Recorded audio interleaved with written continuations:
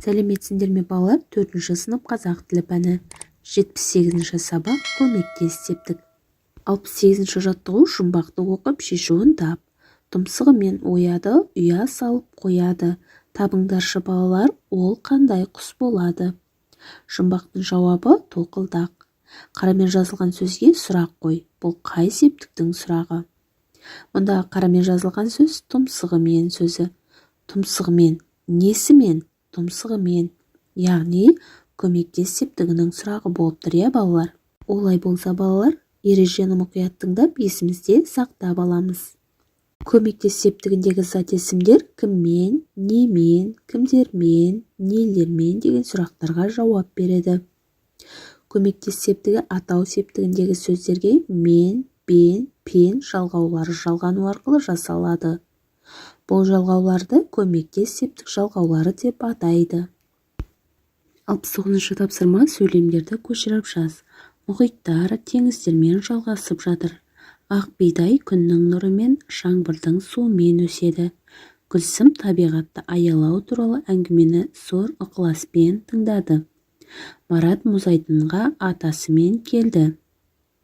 Бір-біріңе түсіндіре отырып сөйлем мүшесіне талдаңдар. Көмектес септігіндегі сөздер сөйлемнің қандай мүшесі болып тұрғанын айтыңдар.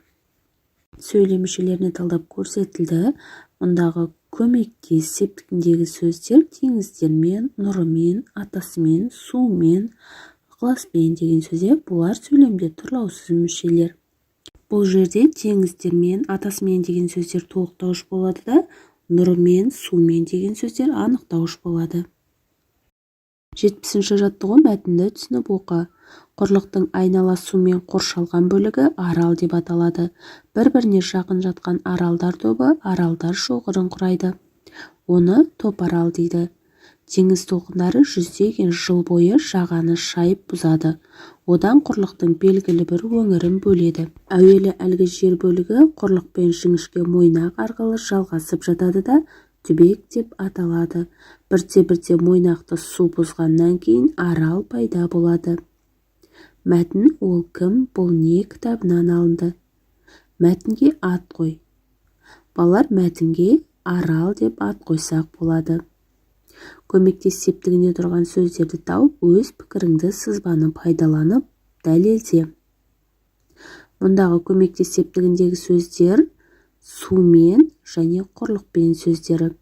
Себебі бұл сөздер немен деген сұраққа жауап беріп, көмектес септігінің мен, пен деген жалғаулары жалғанып, сөйлемде тұрлаусыз мүшенің қызметін атқарып тұр. 71-ші жаттығу ұйқасына лайық сөзді қойып, өлеңді көшіріп жаз. Тұмсығымен шымшып, құрт тереді шымшық. Сылдыр қағып, таудан құлап, жатыр ағып, мөлдір бұлақ. Әли Ысқабаев. Шығыс көмектес септіктеріндегі сөздерді тап. Көмектес септігіндегі сөзді сөз құрамына талда. Сонда не байқадың? Шығыс септігіндегі сөздер тұмсығымен және таудан деген сөздер. Немен? Тұмсығымен. Түбірі тұмсық. Қ дыбысы жалғаудың жалғану арқылы ғ-ға айналып кетіптір. Яғни тұмсығы, оның тұмсығы. Тәуелдік жалғауы, мен дегеніміз көмектес септігінің жалғауы. Келесі таудан. Неден? Таудан. Түбірі тау, дан деген шығыс септігінің жалғауы арқылы жасалып тұр. 72-ші жаттығу шығармашылық көзіліс сөздерді оқы. Тек көмектес септігіндегі доптарды торға түсір.